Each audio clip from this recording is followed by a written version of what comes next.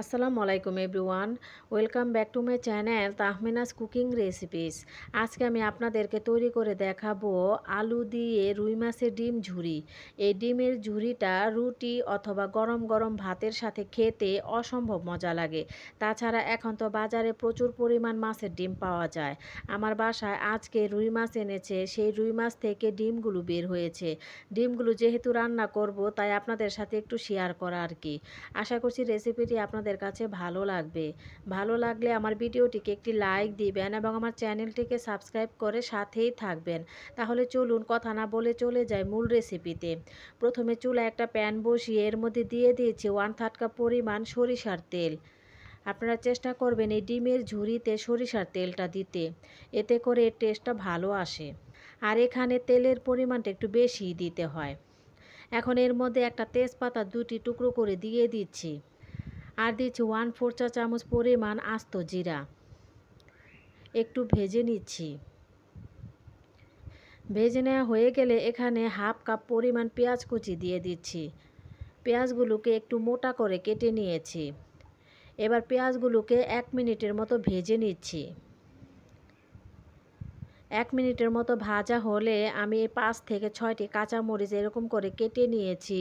এখন এর মধ্যে দিয়ে দিচ্ছি। সাথে একটা মাঝারি সাইজের পাকা টমেটো কুচি করে কেটে নিয়েছি, এটাও দিয়ে দিচ্ছি। এবারে সব কিছুকে আবারও কিছুক্ষণ ভেজে নিচ্ছি। কিছুক্ষণ ভেজে নেওয়ার পর 1/2 চা চামচ পরিমাণ আদা বাটা এবং 1/2 চা চামচ পরিমাণ রসুন বাটা দিয়ে দিচ্ছি। সাথে ধনিয়ার গুঁড়া দিচ্ছি 1 চা চামচ পরিমাণ, আর ভাজা জিরার গুঁড়াও দিচ্ছি 1 চা চামচ পরিমাণ। এখন একটু নেড়ে চেড়ে সামান্য একটু পানি দিয়ে মরিচের গুঁড়া দিয়ে দিচ্ছি 1 চা চামচ পরিমাণ এবং হলুদের গুঁড়াও দিচ্ছি 1 চা চামচ পরিমাণ এবং দিয়ে দিচ্ছি স্বাদ মতো লবণ। সামান্য পানি দিয়ে এবার এই মশলাগুলোকে খুব ভালো মতো কষিয়ে নিচ্ছি। কষাতে কষাতে একটা পর্যায়ে দেখবেন মশলাগুলো থেকে তেল ভেসে উঠেছে। তখন আমি এখানে মাঝারি সাইজের 2টা আলু আমি এরকম করে কেটে ভালো মতো ধুয়ে নিয়েছি। এই আলুগুলোকে এখানে আমি দিয়ে দিচ্ছি। দিয়ে একটু নেড়ে চেড়ে 1/2 কাপের মতো পানি দিয়ে ভালোভাবে নেড়ে চেড়ে একটা ঢাকনা দিয়ে ঢেকে রান্না করব যতক্ষণ না এই ঝোলটা টেনে না যাচ্ছে। এই অবস্থায় কিন্তু চুলার আঁচটা মিডিয়াম টু লো আছে। মাঝে মাঝে কিন্তু ঢাকনাটা তুলে একটু নেড়ে চেড়ে দিতে হবে। তো 5 মিনিটের মতো লেগেছে আমার এই আলুগুলো সিদ্ধ হতে। দেখেন আমার আলুগুলো কিন্তু সিদ্ধ হয়ে গিয়েছে। এখন এর মধ্যে আমি এই মাছের ডিমগুলো দিয়ে দিব। আমি ডিমের মধ্যে যে রগগুলো থাকে সেগুলোকে ফেলে দিয়ে তারপর হাত দিয়ে ভালো মতো চটকিয়ে চটকিয়ে এরকম করে নিয়েছি। আর অবশ্যই মাছের ডিমের মধ্যে যে রগগুলো থাকে সেগুলোকে খুব ভালোভাবে বেছে ফেলে দিতে হবে। তো ডিমগুলো আলু আর মশলার সাথে খুব ভালোভাবে নেড়ে চেড়ে কষিয়ে নিব। এই ডিমগুলো ভালোভাবে কষিয়ে নিতে হবে। এবার একটা ঢাকনা দিয়ে ঢেকে ডিমগুলোকে আরও 2 মিনিটের মতো কষিয়ে নিব।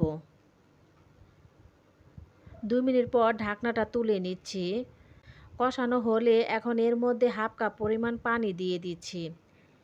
এই 1/2 কাপ পানি দিয়ে ডিমগুলো সিদ্ধ হয়ে যাবে। এ পর্যায়ে চুলার আঁচটা লো রেখে একটা ঢাকনা দিয়ে ঢেকে ডিমগুলোকে রান্না করব 5 মিনিটের মতো। 5 মিনিট পর আমার ডিমগুলো থেকে পানিটা টেনে গিয়েছে। এবার একটু নেড়ে চেড়ে দিচ্ছি এবং অফ স্ক্রিনে লবণটা চেক করে নিয়েছি। লবণটা একটু কম হয়েছে তাই আরও একটু দিয়ে দিলাম। সবশেষে আমি এখানে বিলাতি ধনিয়া পাতা দিয়ে দিচ্ছি।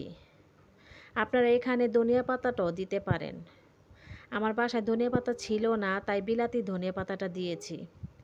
এখন শেষবারের মতো নেড়ে চেড়ে নিলেই কিন্তু হয়ে যাবে খুবই মজাদার আলু দিয়ে রুই মাছের ডিম ঝুরি। তো আপনাদেরকে কাছ থেকে একটু দেখিয়ে দিচ্ছি কতটা পারফেক্ট হয়েছে ডিমের ঝুরিটা। এবার একটু সার্ভ করে নিয়েছি। তো হয়ে গেল আজকে আমার আলু দিয়ে রুই মাছের ডিম ঝুরি। অসম্ভব মজার এই মাছের ডিম ঝুরিটা। আপনারা চাইলে অন্য যে কোনো মাছের ডিম দিয়েও তৈরি করে খেতে পারেন। তো কেমন লাগলো আমার আজকের মাছের ডিম ঝুরি রেসিপিটা আপনাদের কাছে, তা অবশ্যই আমাকে কমেন্টস করে জানাবেন। ভালো লাগলে আমার ভিডিওটিকে একটি লাইক দিবেন এবং আমার চ্যানেলটিকে সাবস্ক্রাইব করে পাশেই থাকবেন। আজকের মতো এখানে বিদায় নিচ্ছি। ভালো থাকবেন সবাই। আল্লাহ হাফেজ।